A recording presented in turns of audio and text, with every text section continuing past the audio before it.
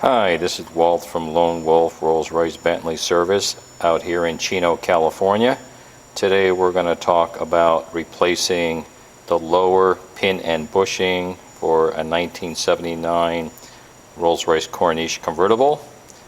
Let me pan over to the car. This would be the car. Nice car. In need of a little bit of tweaking.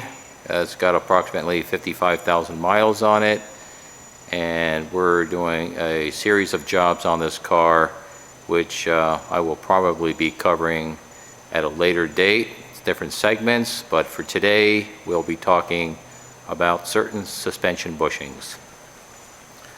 So going over here again to the table, this is the lower arm. Okay, and you can see this is very well made, very strong, very strong piece of metal. You wonder why these cars weigh so much. If you pick this up and look at it, almost impossible to bend. You would have to throw this car off a 500-foot cliff to bend this. Anyway, that's one of your pieces that belongs to these Silver Shadow, Corniche, and also Spirit Spur line cars. These are all practically identical, if not identical. To the left you'll see here, this is a brand new pin and bushing, and this is the one that I took out of the car, and as you can see, the rubber is missing. It's completely worn through. Really caught this thing just in time before it took out the subframe. If this part right here wears metal to metal to the subframe will lose, and it'll actually make a larger oblong hole in there, and then you'll have a whole lot more trouble, because it doesn't matter what kind of new bushing you put in there, it's going to prematurely self-destruct. These here are also bushings, cone type bushings. This is the brand new one here, as you can see, and if you look at this, this is actually a portion of the bushing. The other part is here, and you can see how worn out that is.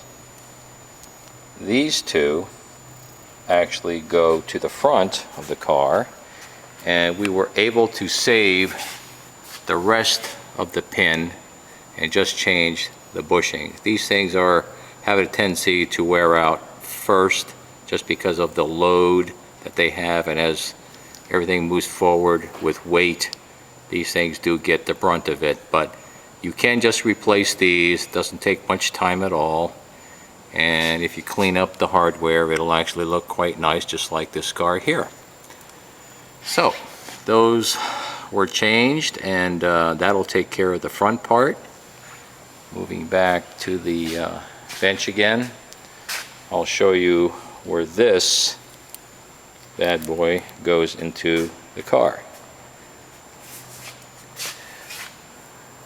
If you look right up here, there's a hole here. This bushing goes right in there like that. And then of course the arm comes right through here, as you can see on this side. There's another one, and you can see how the arm follows through and then goes right over here to the center. Okay, so this, as you can see, is totally destroyed. But we will put a brand new one in there, and this car will no longer clunk in the front suspension. Okay, I also wanted to point out, these are the shims. Okay, and as you take this suspension apart, you also have to lock up the suspension spring, as you can see up there, and this is the tool, and these are the studs. Now these bushings, or I'm sorry, these shims actually go right about here, And you should always put a little grease on there so they don't fall off. It also protects them from getting rusted. Anti-seize or grease would be just fine. I'll take that off for now so we can do it right when I do put it back. And you can also see I'm doing other work on this car. I've got the whole front brakes off the car, the rotors, they're all junk, all has to be replaced. And down here in the bucket or pan, those are the calipers, which for now are in okay shape. There's no external leaks, and we're not going to do anything with these outside of just putting them back, but we will be replacing the brake pads as they were about 65% down. Usually the last 30-something% of a brake pad will wear out rather quickly. So this is the time to do it when you have everything apart. So this is, let me turn the light away here, okay. You can see how this whole thing gets put together here.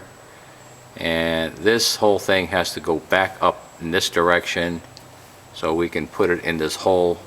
It's, well, you can't see it from this side, but in there, there's another hole right in there. Let's see if we can get to it.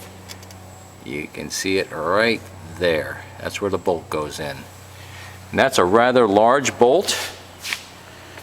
And not everybody does this, but I like to do it. I like to bead blast all the hardware and put a coating on them so that they don't rust. This is literally the bolt that goes in there. It's rather large, as you can see, judging by my hand. It's a very large bolt.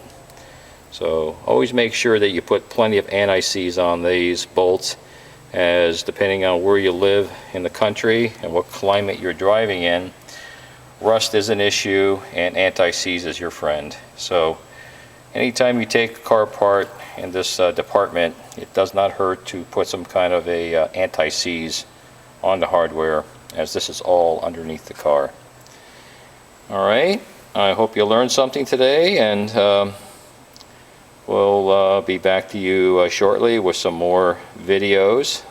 Please keep on our channel and watch what we provide for you, and hopefully this will make you understand the car a little bit better and what we have to do out here in the field to keep these cars on the road. They're a very good car, but they're very heavy and certain things do wear, and at that time you really need to change certain parts to keep the car running, motoring down the road, and make it a very safe car. Okay? Thanks for watching. We'll talk to you soon. Take care.